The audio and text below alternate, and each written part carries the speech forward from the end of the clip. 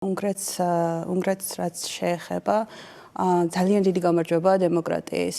Რა თქმა უნდა ძალიან ბევრი იშრომეს ეროვნულ დონეზე, მაგრამ ახლა ამ მომენტში მინდა ყურადღება გავამახვილო ასევე ევროკავშირის მხრიდან, რომ ის რომ უნგრეთი ევროკავშირის წევრია, ეს ასევე აღმოჩნდა ძალიან გადამწყვეტი უნგრეთის ბრძოლაში და გამოჩნდა რომ რამდენად მნიშვნელოვანი ასე ვთქვათ უსაფრთხოების ბადეს წარმოადგენს სწორედ ევროკავშირი, იმიტომ რომ ხშირად არის ხოლმე კრიტიკა, რომ ევროკავშირი უსაფრთხოების მიმართულებით ეს ორგანიზაცია არ წარმოადგენს უსაფრთხოების მიმართულებით დაცვას და ასე შემდეგ, მაგრამ ჩვენ ვნახეთ, რომ აი ევროკავშირი გადამწყვეტი გახდა იმისა, რომ უნგრეთის ინსტიტუტებმა გაუძლეს ამ ავტოკრატიულ წნეხს და მიუხედავად ძალიან დიდი სირთულეებისა, მათ შეძლეს, რომ დემოკრატიული გზით შეეცვალათ მმართველობა.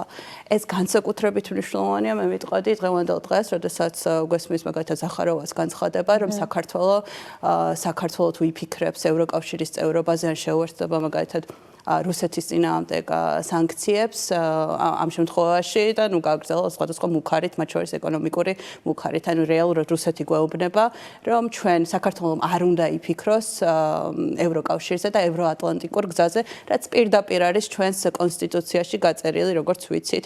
და ამაზე ქართული ოცნება დუმს და არათუ დუმს, ჩვენ ვხედავთ, რომ მაგალითად ამის პარალელურად ირაკლი კობახიძე იმყოფება დიპლომატიის ფორუმზე და იქ აკეთებს იქ თავისი სიტყვაში ლაპარაკობს იმის შესახებ, რომ ქართველის გენეტიკაშია რომ დიპლომატია.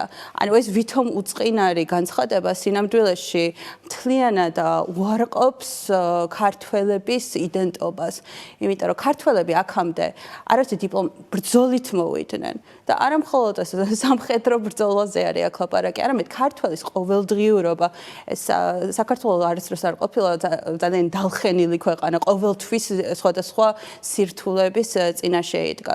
ამიტომ ქართველების ყოველდღიურობაც კი ბრძოლით ხასიათდება დღევანდელ დღეს განსაკუთრებით. ხო, ანუ ბრძოლაში განმარტოთ, რომ გულისხმობთ ზუსტად მართლაც ამ ყოველდღიურ ბრძოლას, თუნდაც საკუთარი, არ ვიცი, თავის გადარჩენისთვის გულისხმობთ სოციალურ-ეკონომიკურ პირობებს. ნამდვილად დღევანდელ დღეს ადამიანები მართლა ბრძოლაში არიან და ერთსაც დავამატებ, რომ რას ეძახიან დიპლომატიას, რა არის დიპლომატია?